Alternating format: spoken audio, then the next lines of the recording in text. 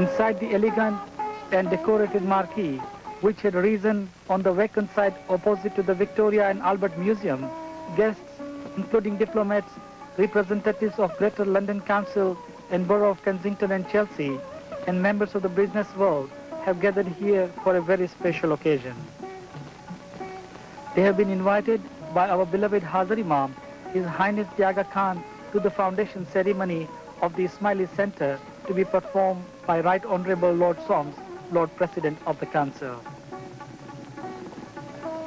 This historical event was also attended by members of the Nurani family, including Begum Salima, Her Highness Mata Salamat Ome Habiba, Her Highness Princess Tajuddawlah, His Highness Prince Sadruddin, Her Highness Princess Aliya, Prince Amyn Mahomed, and Princess Yasmin.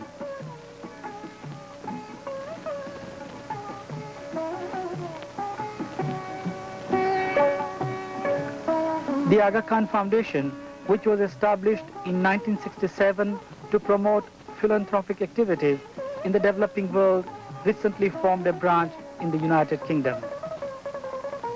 It is already active in organizing scholarship programs as well as helping to promote medical, education and other welfare programs which will encourage an exchange of information, professional expertise and skilled manpower between the industrialized country and developing world.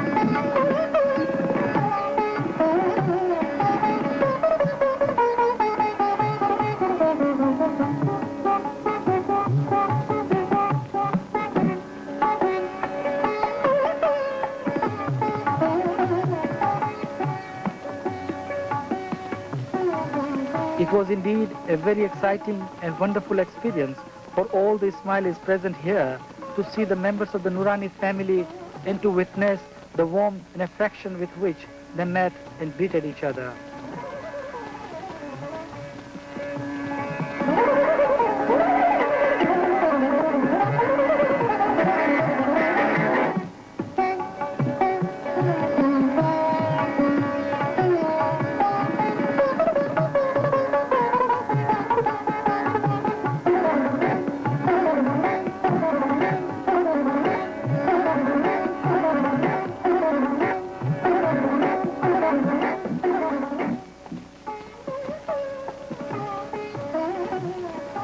Mawlana Hazar Imam warmly received Lord Soms at the entrance and led him to the chair on the dais.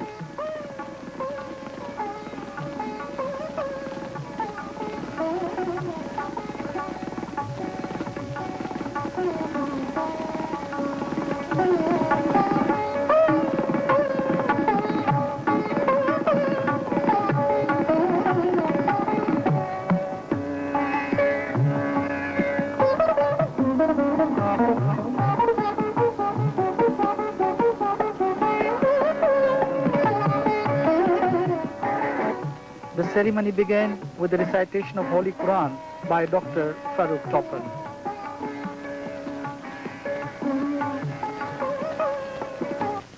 Mawlana Hazar Imam then addressed the gathering.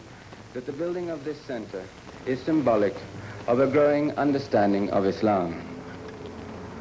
For some centuries past, the Muslim world has lived in shadow as far as the West was concerned. Muslim civilization and society were poorly understood or not understood at all. Apart from a few exceptional and dedicated men, there was no communication and almost no desire to be informed. Now we see that conditions have changed.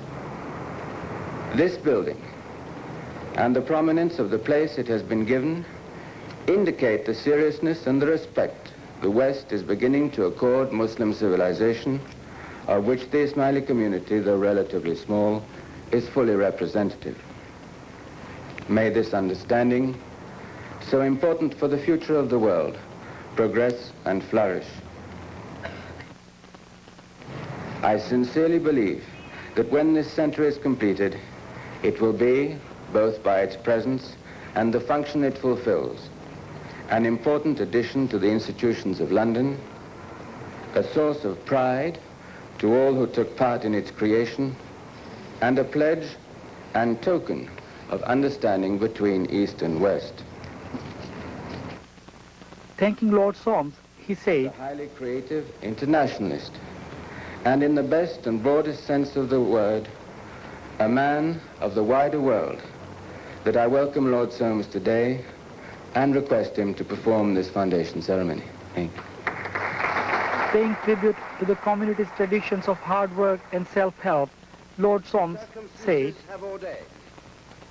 that there has been a notable increase in recent years in the number of Ismailis who have come to make their homes in Western Europe in general and in the United Kingdom in particular.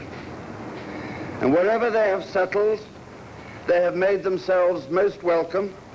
Indeed, in many ways and in many instances, they have set an example.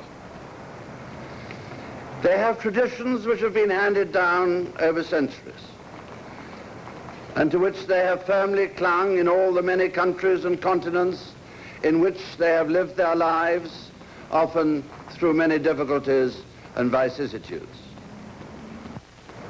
The Ismailis are essentially contributors who seek to enrich the social structure in which they live, and those of whom, there inevitably are some, those of them who fall by the wayside are picked up, helped, and if need be, cherished by their own.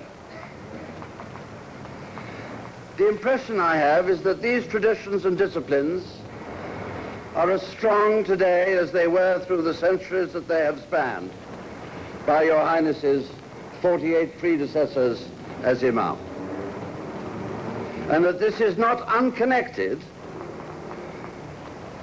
with the fact that the wealth is available today for this new building on this prime site in London, as it has been to create schools, hospitals, and other imaginative schemes in those countries, in other continents, with a high Ismaili population.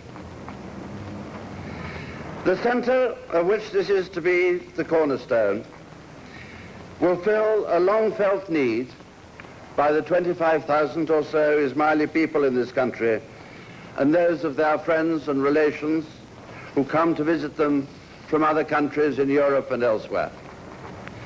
For it will provide both a place of prayer and devotion and also a meeting place with many facilities of a pleasurable character.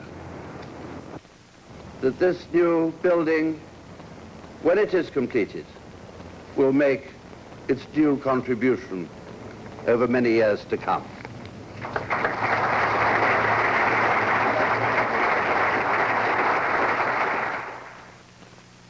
I take this occasion to present to Lord Solms a small gift in gratitude for his very generous words and for his having agreed to perform this ceremony today.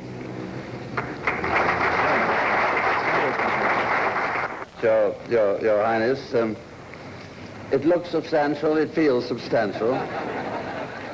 I recognize the colors,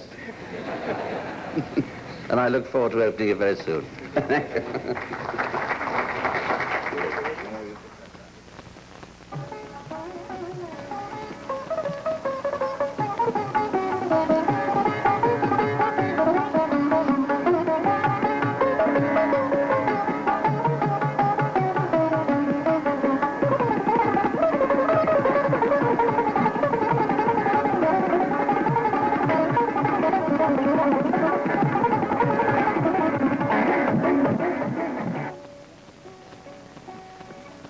center will be clad in granite and will raise 3 stories. A large prayer hall will occupy the 2nd floor, and the remaining floors will accommodate social meeting rooms. Space has been set aside for use by the institutions of Ismaili community and for a public art exhibition gallery. The building's total cost is estimated in excess of £5 million and will be owned by the Aga Khan Foundation.